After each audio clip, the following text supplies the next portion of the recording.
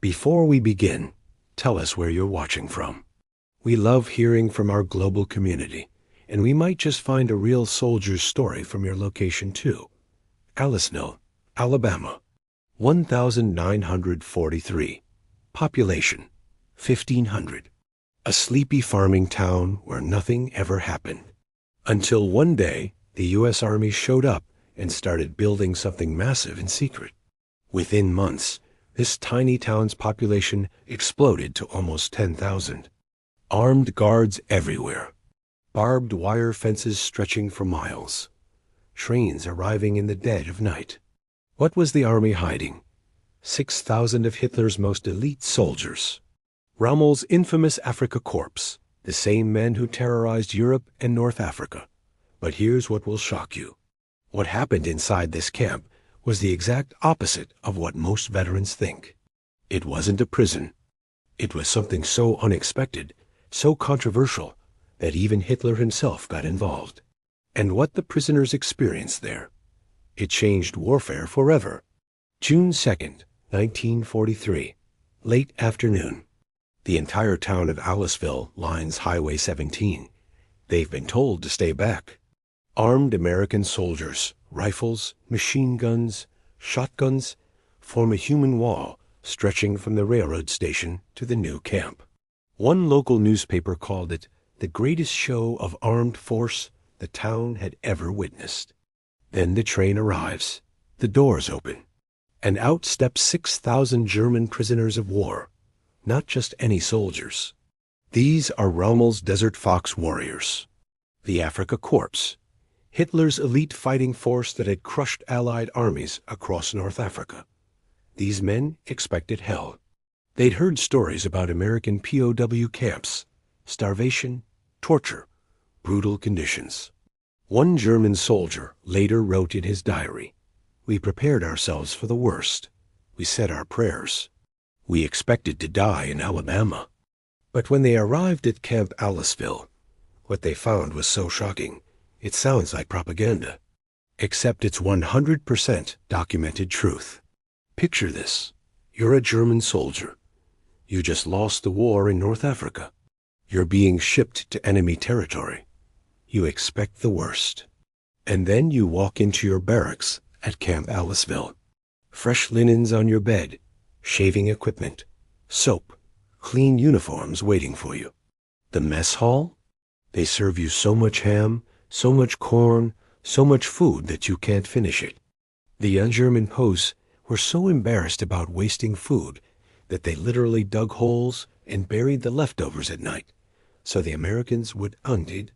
One prisoner wrote, "We arrived expecting hell. We found heaven." But it gets even crazier.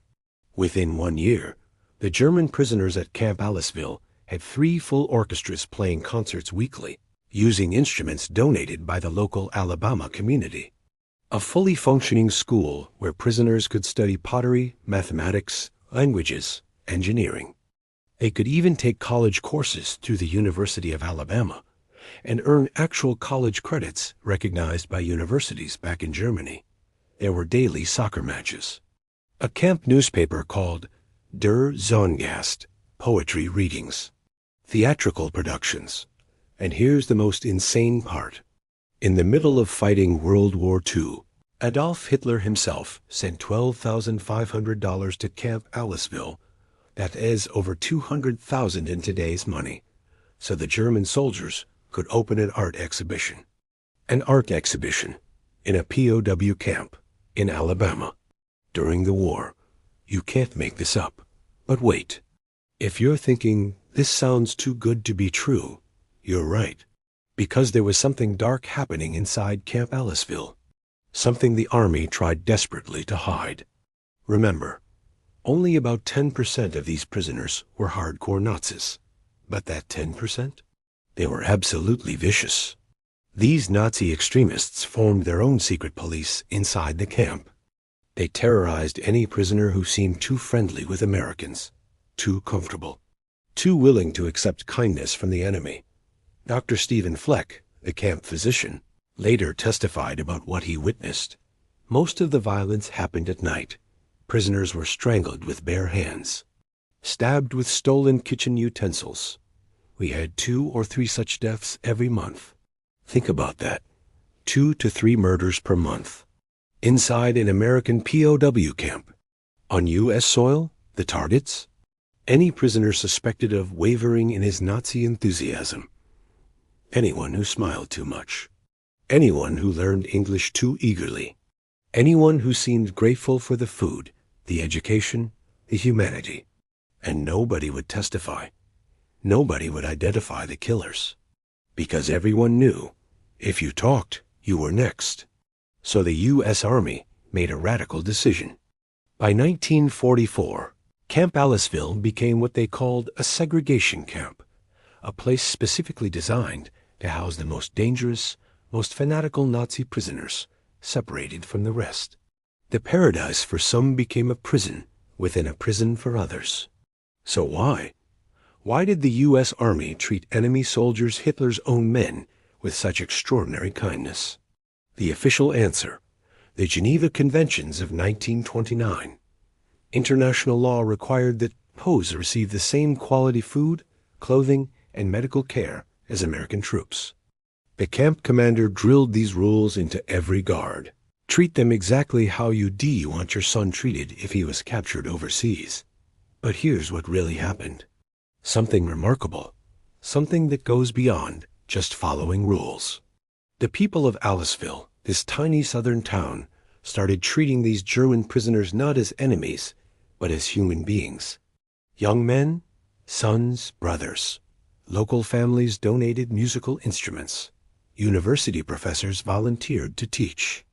Guards shared cigarettes. Civilian employees learned prisoners' names, their stories, their dreams. One guard later wrote, "I couldn't hate them. They were just kids. Scared kids who wanted to go home, same as our boys." And the German prisoners? Many of them had never met an American before. They'd been told Americans were barbaric, cruel, subhuman. Instead, they found people who gave them dignity, education, hope. When the war ended in 1945, and it was time for the prisoners to return to Germany, something unprecedented happened. Prisoners and guards cried together. They exchanged addresses, promised to write. Some did, for decades. Fast forward to 1989, 44 years after the war ended. The Aliceville Museum organizes something that sounds impossible. A reunion between former German POWs and their American guards. Men in their 70s and 80s fly from Germany to Alabama. Some haven't seen each other since 1945. What happened at that reunion? Grown men, veterans of the most brutal war in human history, embracing like brothers, tears, laughter, stories shared over dinner. Former prisoner Klaus Schneider brought a painting he decreated in camp in 1944. He kept it for 45 years. He gave it to the American guard, who'd snuck him extra art supplies. Another former POW donated his entire collection of camp artifacts to the museum. Paintings, sculptures, musical instruments, letters. "I want Americans to know," he said, "that in the darkest time of human history, some people chose light. Some people chose humanity."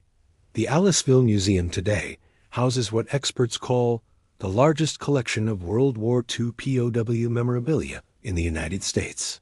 And they've held 3 reunions, 1989, 1995, and 2007. Each time, more tears, more healing, more proof that what happened at Camp Aliceville wasn't just following orders. It was choosing compassion when hate seemed easier. Today, almost nothing remains of Camp Aliceville. Just one stone chimney, a historical marker, empty fields.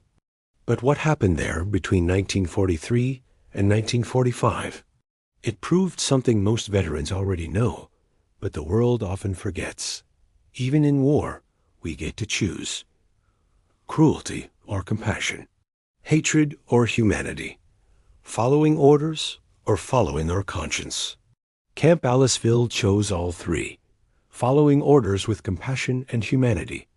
And decades later, former enemies became friends.